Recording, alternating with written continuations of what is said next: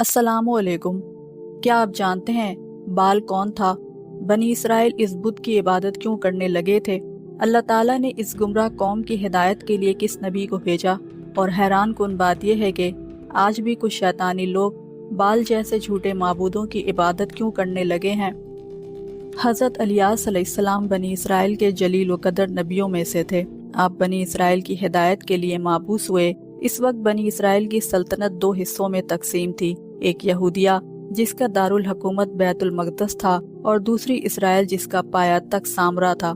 हज़रत इलियास अलैहिस्सलाम को इसी इसराइल की रियासत में भेजा गया जहाँ बादशाह अखयाब हुकूमत करता था और इसकी बीवी एजबल बाल नामी बुत की परस्तार थी।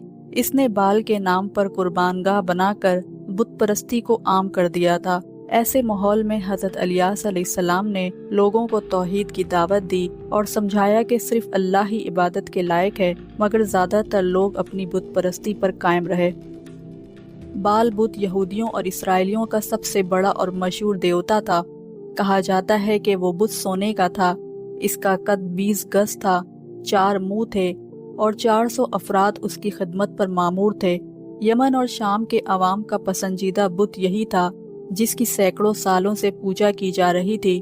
साल के मखसूस महीनों में इस देवता के गिर्द मेले लगते, मन्नतें मानी जाती, सोने चांदी के नजराने चढ़ाए जाते, तरह तरह की खुशबुओं की धुनी दी जाती। इसकी कुर्बानगाह में जानवरों को कुर्बान किया जाता और ख़ास ख़ास मौके पर इंसानों की भेंट भी चढ़ाई जाती। अबरानी और शामी ज़बानों में बाल के मायने आका, परवरदिगार, मालिक और सरदार के हैं। इसीलिए अरब की ख़वातीन भी अपने शौहरों को बाल कहती थीं। कुरान करीम में इरशाद बारी ताला है, और इलियास भी पैगंबरों में से थे। जब उन्होंने अपनी कौम से कहा कि तुम डरते क्यों नहीं? क्या तुम बाल को पुकारते और उससे पूछते हो और सबसे बेहतर पैदा करने वाले को छोड़ देते हो, यानी अल्लाह को, जो तुम्हारा और तुम्हारे अगले बाप दादा का परवरदिगार है? तो इन लोगों ने आपको झुठला दिया।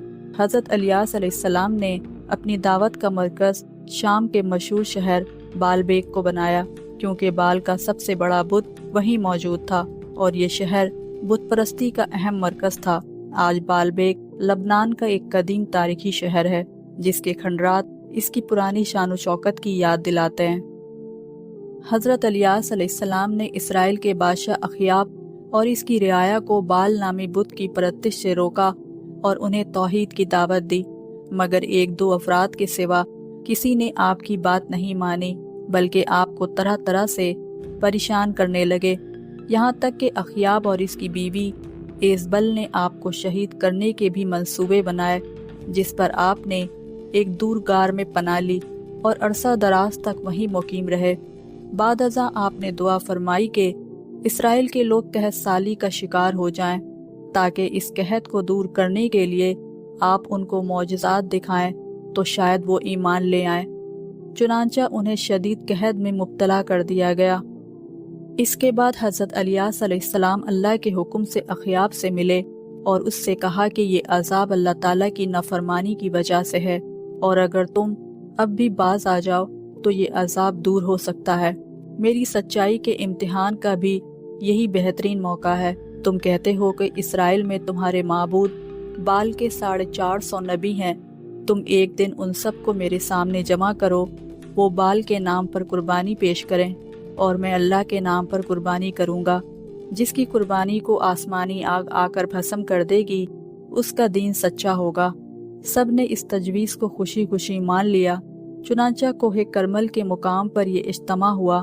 बाल के झूठे नबी अपनी कुर्बानी पेश की और सुबह से दोपहर तक बाल से इल्तिजाएं करते रहे कि मगर कोई जवाब न आया। इसके बाद हज़रत इलियास अलैहिस्सलाम ने अपनी कुर्बानी पेश की। इस पर आसमान से आग नाजिल हुई, जिसने हज़रत इलियास अलैहिस्सलाम की कुर्बानी को जलाकर भस्म कर दिया। ये देखकर बहुत से लोग सजदे में गिर गए, क्योंकि इन पर हक वाज़े हो गया था। लेकिन बाल के झूठे नबी अब भी ना माने।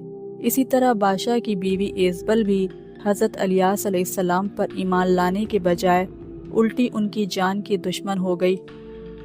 हज़रत इलियास अलैहिस्सलाम को उसके अज़ाइम का पता चला तो आप रूपोश हो गए और कुछ अरसे बाद बनी इसराइल के दूसरे मुल्क यहूदिया में तबलीग शुरू कर दी, کیونکہ رفتہ رفتہ بال پرستی کی وبا وہاں بھی پھیل چکی تھی۔ وہاں کے بادشاہ نے بھی آپ کی بات نہ سنی، یہاں تک کہ وہ حضرت الیاس علیہ السلام کی پیش گوئی کے مطابق تباہ برباد ہو گیا۔ چند سال بعد آپ دوبارہ اسرائیل تشریف لائے اور بادشاہ کو راہ راست پر لانے کی کوشش کی، مگر وہ بدستور اپنی بدعمالیوں میں مبتلا رہا، یہاں تک کہ انہیں بیرونی حملوں اور مہلک بیماریوں کا شکار بنا دیا گیا۔ اس کے بعد اللہ تعالیٰ نے اپنے نبی کو واپس بلا لیا